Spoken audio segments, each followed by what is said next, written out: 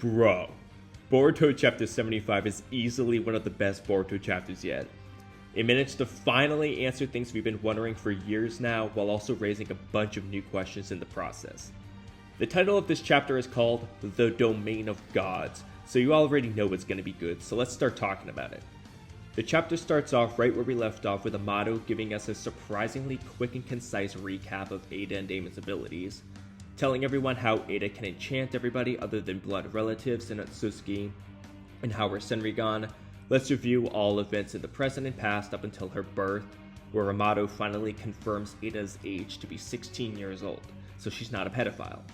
For Daemon, he explains that he reflects all attacks and actions that would inflict harm on him, but it's necessary for his hand to touch another person, which also transfers his ability to that person he is touching.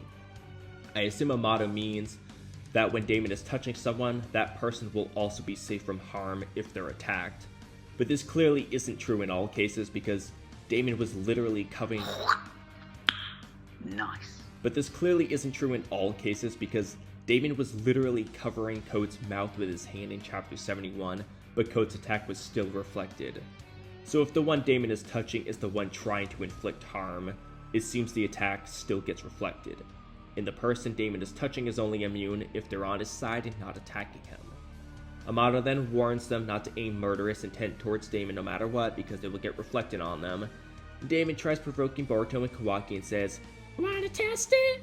And Boruto's like, nah, no thanks. But Kawaki decides to test it and gets smacked in the face, and it's just like, "Looks like it's legit, Boruto." Daemon then starts making fun of Kawaki, and Naruto asks Amado how the heck he developed so many unbelievable abilities, something so many people have been wondering for years now. Amado answers that, saying, "Develop wouldn't be accurate. I am a mere human, not a god. The crafting of abilities is a feat permitted only to gods. What I did is simply transplant things that already existed." Shikamaru asks for further explanation, and Amado says, "Yeah, their abilities were brought about by a god. Someone who actually evolved into a godlike being. Shibai Otsutsuki." I'll talk more about this name Shibai a little later in the video, but I do want to mention here that Amado isn't calling Shibai the Otsutsuki god like the spoilers said. So as I've kind of stood on things before in the past, I don't think they really mean to have an Otsutsuki god character, but rather they're saying some Otsutsuki evolved into a godlike being. The Otsutsuki consider themselves to be greater beings than humans and kind of call themselves gods, and Code worships them as gods, but Amado doesn't seem to consider all Otsutsuki as godlike beings. And neither does Toneri, as he called Urashiki a celestial being and referred to gods separately later on. The gods Toneri spoke of could be the Otsutsuki that are like Shibai, who are a cut above the rest, and the godlike figure described in Chapter 55 is also likely a similar case. Shikamaru asks who Shibai is and where he is, but Amado says that he is no longer with us and all that exists are his remains. He then goes on to say, "Do you remember what I told you about how the chakra fruit that forms from absorbing all life on the planet is a mass of colossal energy and genetic information? And that Otsutsuki are species that evolve through devouring those fruits. By repeatedly undergoing karmic resurrection, Shibai cheated death, devoured many fruit over several millennia, and eventually, the cumulative evolution led to godhood." And we see a picture of Shibai Otsutsuki.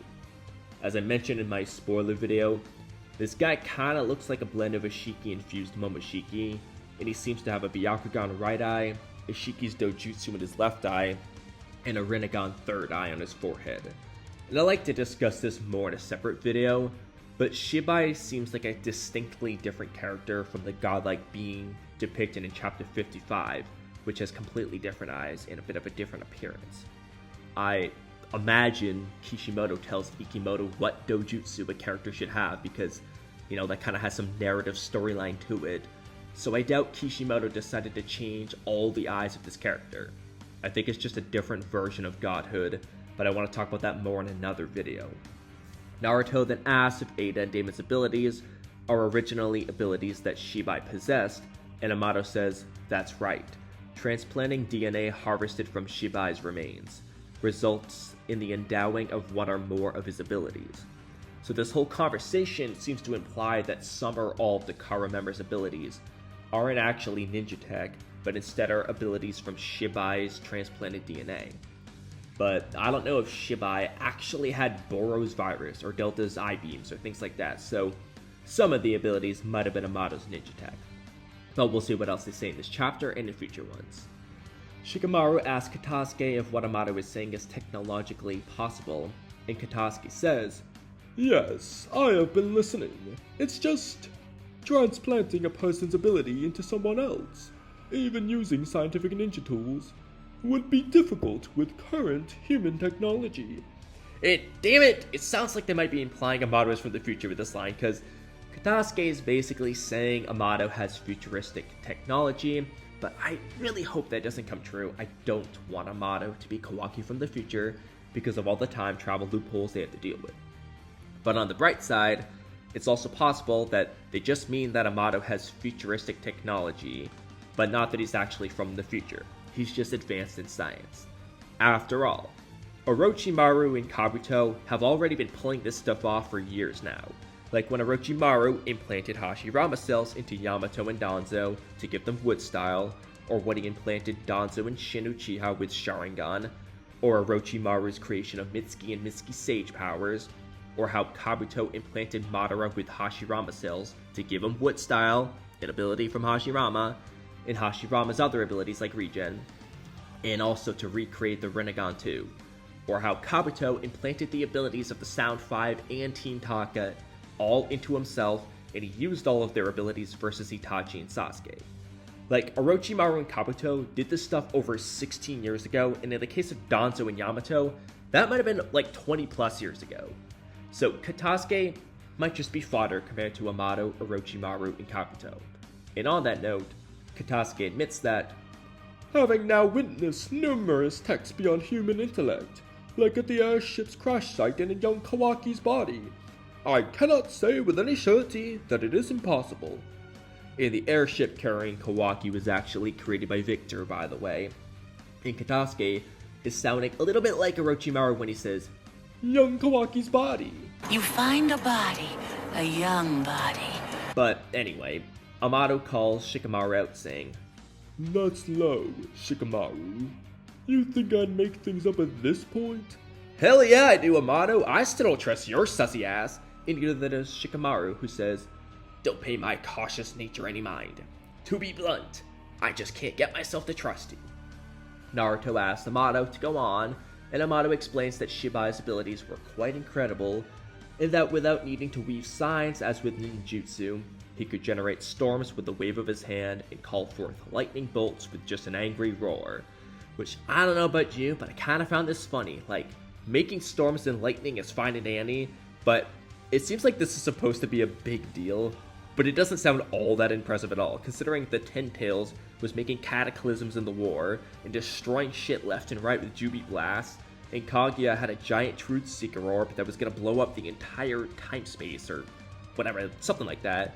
And Sasuke literally used the power of lightning back in Shippuden when he used Kirin on Itachi.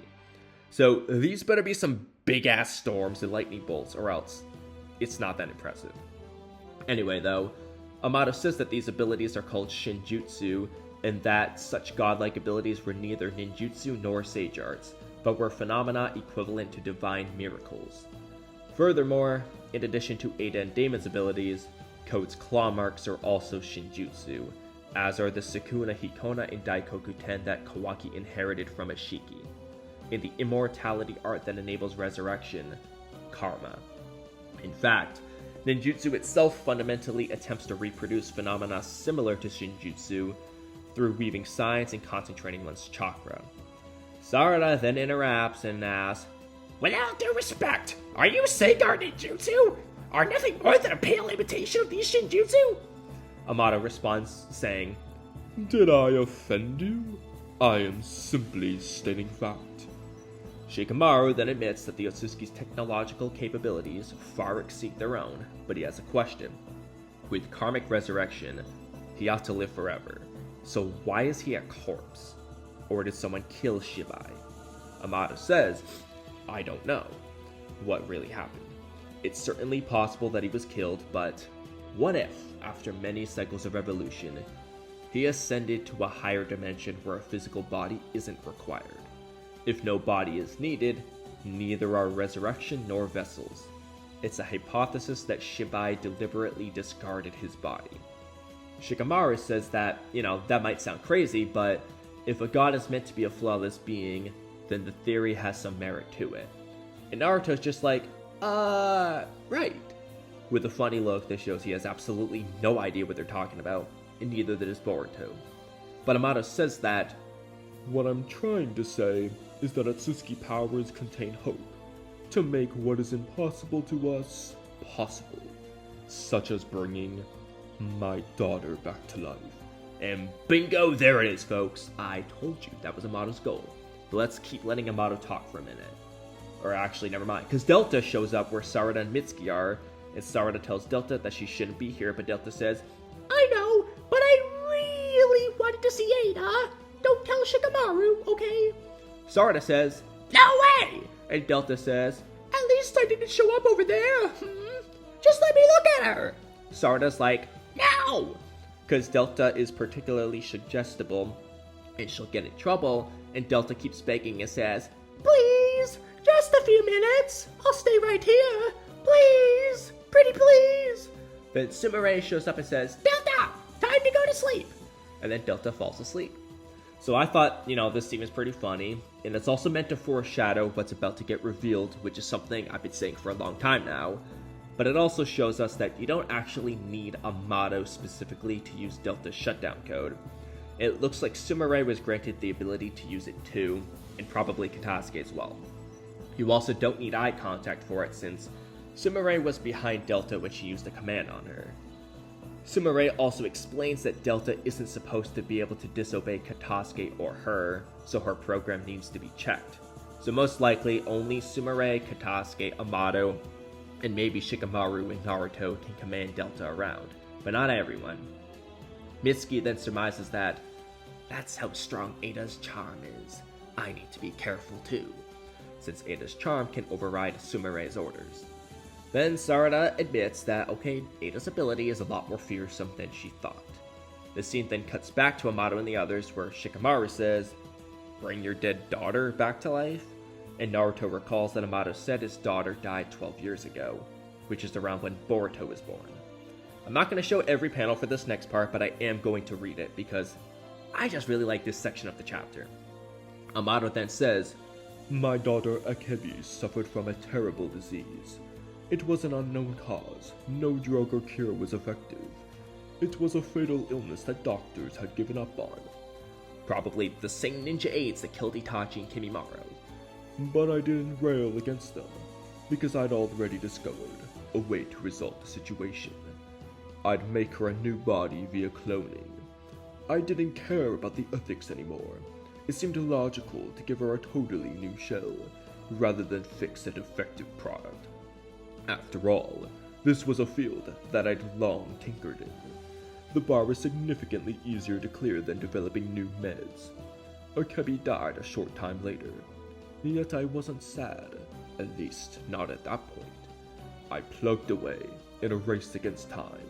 I preserved Akebi's brain, and succeeded in extracting, digitizing, and creating a backup of her memories. Which is probably the digitized data aggregate Amado spoke of back in chapter 44. Either that or it had to do with Kawaki's karma seal.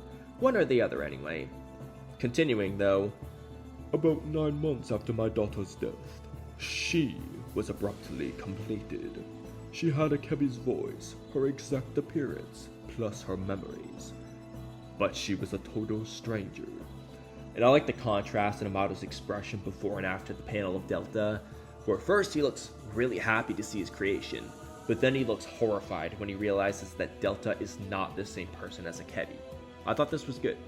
He then continues saying, she definitely retained Akebi's memories in full. Yet she wasn't Akebi. It wasn't just her personality, her humanity. It's difficult to explain, but it seems a human's consciousness is more than just an aggregation of memories. I kept remaking her, But each time, she was someone other than Akebi. Even if I could create a new person, it just was not possible to reproduce one who'd existed before. I realized that this was the domain of gods, a world that humans were not meant to step into. Except for, Tobirama, Orochimaru, Kabuto, Granny Chiyo, Nagato, Obito, and anybody else with a Rinnegan, of course. Even if you don't want to count Edo Tensei since it's not a true revival, Granny Chiyo's reanimation jutsu that she used on Gaara and Rinne Rebirth definitely do the real thing. Nagato definitely revived like 100 people, including Kakashi, and Obito definitely revived Madara for real. Amado should have just done a little research and thought outside the box a little more. All the man needed to do was make a clone of Granny Chiyo and program her to use the reanimation jutsu on Akebi, and problem solved. It's not like he cared about the ethics of bringing her back like he already admitted he doesn't, and as demonstrated with the karma experiments. Maybe Akebi would have revived with her illness, maybe not, but it was worth a try anyway. But anyway, Amado continues saying, "And it finally hit me that my daughter no longer existed." And we see Amado just completely breaking down when he realizes this. But that's when he appeared. He said he'd reunite me with her if I assisted him. So now we finally learn how Amado ended up joining Kara. It seems Jigen just randomly walked into Amado's lab one day and told Amado to help him out, and in return he'd bring his daughter back. Which is kinda weird, not gonna lie. A little sus, like, how did Jigen even know about Amado and his cloning technology and stuff? I mean, maybe Amado was a famous scientist, who knows? But he just walked into his lab. That's kinda funny and a little suspicious. But anyway, Amado explains that when his objectives were achieved, he'd reward me by reviving my daughter. That was the deal. I aligned with Kara as a last hope, not knowing that his goal, the chakra fruit, would come at the cost of this planet's life. Naruto says, so you gave your daughter up and decided to take Isshiki down. Amado then continues saying, I was prepared to do anything for her, but what's the point if there's no planet to live on? Don't get me wrong though, I haven't given up on my daughter at all. Don't mind me, but let me replay a couple short clips from old videos for a quick second. In other words, Amado hasn't given up on his daughter yet, just like how Naruto hadn't given up on Boruto yet. Let me reiterate, Amado hasn't given up on his daughter. It's right in the dialogue. I do believe that Delta is the one connected to Amado's daughter. I'm kind of wondering if Delta is a clone of his daughter, similar to how Kashin Koji was a clone of Jiraiya, but just like how Kashin Koji is different from Jiraiya, it does not have all of his memories or personality, neither does Delta, and maybe Amado's wish is to make Delta become his real daughter again.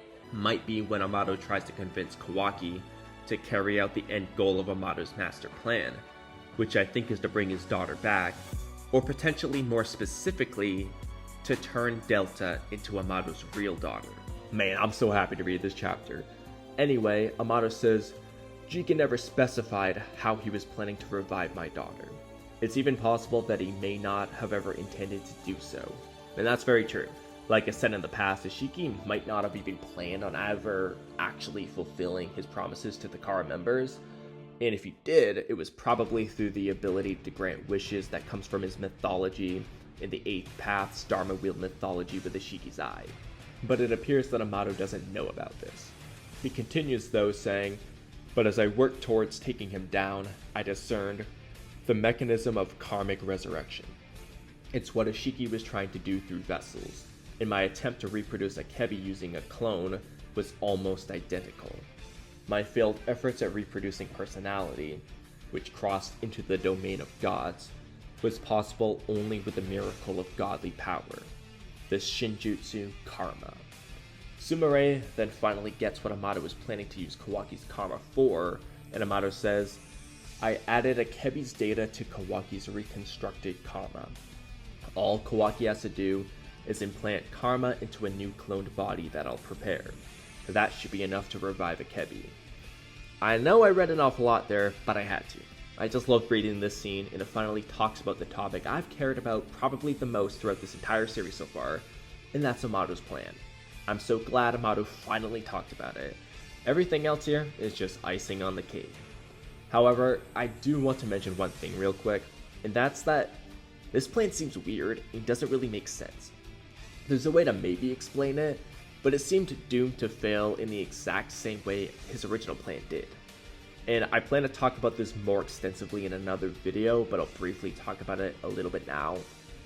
Even if I ignore every single weird thing about this plan for a moment, which I won't do in the other video, but I will right now, there's still a major problem. Amado's plan seems to be to basically transfer Akebi's data into a Delta body using the Karma Seal. This is gonna end up being exactly the same as when he transferred Akebi's memories inside a Delta body. It's not actually gonna bring his real daughter back like he wanted, but I want to save the explanation of why it will fail, as well as the other problems it might create, for another video. So be sure to subscribe and hit the noti bell so you don't miss that video, and while you're at it, like the video and leave a comment letting me know your favorite part of this chapter, and why you think Amado's plan will fail. The last thing I want to mention about this is the name Akebi. It seems to be a divine plant with a fruit. The main thing that comes to mind is chakra fruits and divine trees which have vines with this name, but that's really all I can say about it for the moment. But let's move on now. I didn't want to repeat this like 10 different times, but throughout this chapter there's a bunch of panels of Kawaki looking kinda mad, probably because, Amado was trying to use them just like everybody else. But anyway, Boruto then admits that he totally thought Amado was plotting something a lot worse, but Shikamaru isn't convinced yet. And he says he can't trust Amado's tale, including whether he even really had a daughter or not. So he wants proof and asks Eida to check with her Senrigan. Amado gets mad and says, "How dare you?" You can tell this is clearly a touchy subject for Amado, and Naruto thinks that's a bit much. But Shikamaru tells Amado not to take offense because he's just doing his job. Eida then says, "You've got quite the awful personality, Shika dear, but I kinda like it." Looks like Eida is getting a little turned on, and while she's checking the past, Momoshiki starts talking to Boruto saying, "Hey boy, react if you can hear me." And then when Boruto reacts, Momoshiki explains that he was wondering why Boruto's petty thoughts were suddenly available to him, but this confirms it. A new effect apparently arose from having supplemented some of Boruto's damaged flesh with Momoshiki's data, so now their thoughts are crossing over. Momoshiki then tells Boruto not to let Kawaki catch on because he'd rather not tangle with him again, since he knows Kawaki is strong enough to match his power and potentially outright defeat him, which, I'm just gonna say, wait till you get later in the chapter on that. But Momoshiki then goes on to say, about what Amado just said, there's something off about it. Boruto asks if he distrusts Amado too like Shikamaru and admits that the whole part about gods and Shibai sounded really shady to him, but Momoshiki says, "Sorry, but the Shibai part is true. He was an Otsutsuki, who as Amado correctly guessed is no longer in this dimension. The same with Shinjutsu. I too have observed this plane a long time, and have an intimate understanding of all extant Shinjutsu." Extant meaning existing. Boruto asks if Amado is lying about his daughter, and Momoshiki says, "Who knows? I have no knowledge about that. It is Eida's ability that is bothering me." Amado asserted that Eida's abilities are Shinjutsu, and her Senrigan is certainly so. However, that love charm power cannot be. As I said just now, I know all Shinjutsu, but I have never heard of such an ability. In short, it is possible that Amado is lying. Boruto asks if he means that it's a type of scientific ninja tool or something, and why Amado would need to lie about that, and Momoshiki says, "Indeed, that is what raises the question." And I'm going to come back to this topic a little later in the review, as well as a future video, so just hold that thought for now. Eida then assures that Amado's daughter, Akebi Senzu, did exist and that she died when she was 24. And then Eida says something really interesting. She says, "At the very least, those events he told us about were all true. Happy now?" The bold emphasis was on the word "those events," meaning that the whole Amado's daughter part was true, as I predicted. And Momoshiki confirmed that the Shibai part was true too, as in he was a real Otsutsuki who did indeed ascend to a higher dimension like Amado hypothesized. However, Eida is implying either that she doesn't know if the other stuff is true, or that she knows the other stuff is false. But Shikamaru only asked about the Amado's daughter part, and she confirmed that that part is true like Shikamaru asked. So as you can imagine, I completely agree with Momoshiki. I also think Amado is either lying or hiding something, or both, because he always does that, and I expected him to do so in this chapter. Frankly, I'm surprised he told as much of the truth as he did so far. So I think he is lying about something or hiding the truth about something. And what's really interesting about this whole thing is the meaning of the name Shibai.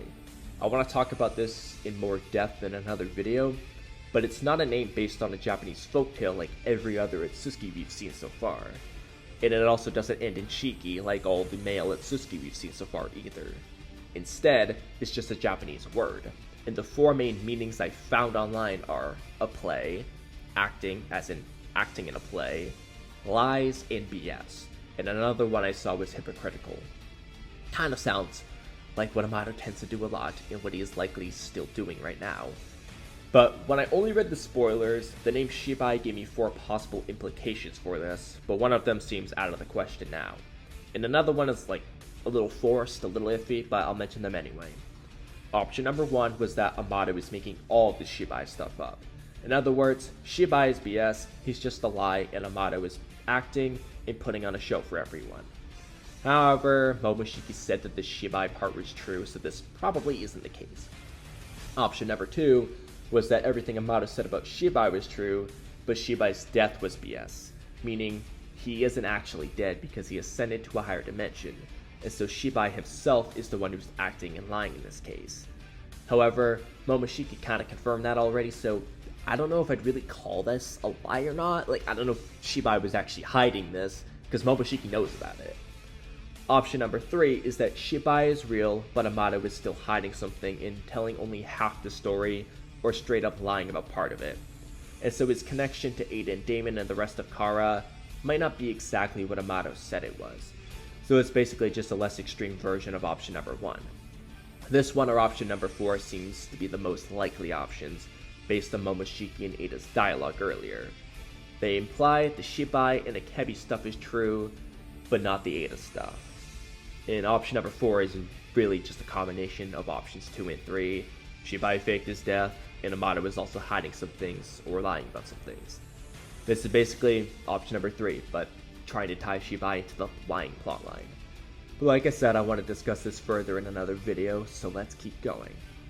Shikamaru thanks Eida for her help, and Amado seems irritated with Shikamaru for questioning his honesty and saying nothing else, but Shikamaru explains that he's just doing his job and rightfully mentions to Amado that the reason for his distrust lies with Amado, since he's lied and withheld information so many times that it's pretty obvious why Shikamaru wouldn't fully trust him, and so he shouldn't pretend he's innocent when criticizing others. And funnily enough, like I said, one definition for Shibai I found was hypocritical, which Shikamaru points out Amado is, being a little hypocritical right now. Boruto then starts arguing with Momoshiki about this situation, and Momoshiki hopes it will be brief, probably because of what happens next. A scene from the future to end off the chapter. This was very unexpected before the spoilers, but man, this is cool to see. We have a shot of Boruto's Byakugan, so still no Jogan, sorry guys, and one guy asking, "You find him? He couldn't have gone that far yet. Don't let him escape!" Then it cuts to Team Shikadai, where Shikadai says, "You! That just ain't what a friend does. You hear?" Then Sarada says, "Mitsuki! Found him! Over here!" And then we finally see Mitsuki in his sage transformation, and he says, "You have managed to truly anger me." And it's in a different font, so I think it's meant to imply that Mitsuki is super pissed right now. And then we have a panel of Kawaki with blood splattered on his face. I told you guys back in chapter 69 that they were setting up a Mitsuki versus Kawaki battle, and that it really kind of began with their unfinished fight in chapter 58. And I am positive that this is what's going on here. Mitsuki is truly angry at Kawaki for whatever he did, and Shikadai is telling Kawaki that whatever Kawaki did just isn't what a friend does. My guess is that Kawaki tried to kill Boruto again, and then dipped from the village or something, since that's the scenario that was foreshadowed in chapter 69. Shikadai is saying, trying to kill your friend isn't what a friend does. And Mitsuki said, in chapter 69, that if someone really were to try and kill Boruto, he really doesn't know what he would do to that person. This is part of that bang of an ending for part 1 of Boruto I've been talking about a million times, which is when Kawaki will finally part ways with the village and travel down his darker path, a lot like what happened in Naruto with Sasuke. The chapter then ends with Boruto looking shocked and wondering what that was all about, and Eida is just looking at Boruto. Wow. That was quite the chapter. I'm sure this review is going to end up being really long, so I'll try not to take much longer from here, but so much happened here. This is easily my favorite text-heavy Boruto chapter, and one of my favorites in general because of how much the plot moved forward, how many questions were answered, and how many new questions have been raised. This was very fun to read, and it took me forever to write out a review that wasn't like an hour long. I decided to just cut short all of my little tangents to save them as separate videos, and trust me, there's a lot of those we can talk about with a chapter like this. This was great. I like this chapter. I was reading at the gym and it took me forever because I was doing it in between sets, but it was pretty enjoyable. But I want to know what you guys think though, literally about everything. How do you feel about this Shibai guy, Eida and Daemon's abilities and the other Kara members' abilities and how they may or may not relate to Shibai, Amado's master plan with his daughter Akebi, the meaning of the names Shibai and Akebi, and how do you feel about that future scene that seems to be setting up Kawaki's turn against the village in a Sage Mitsuki versus Horned Karma Seal Kawaki? Let me know in the comment section below, but that's a wrap on today's video, so thank you guys for watching until the end. Don't forget to subscribe, leave a comment, like the video, and hit bell icon for notifications. Have a great rest of your day, and I'll catch you guys next time. Bye.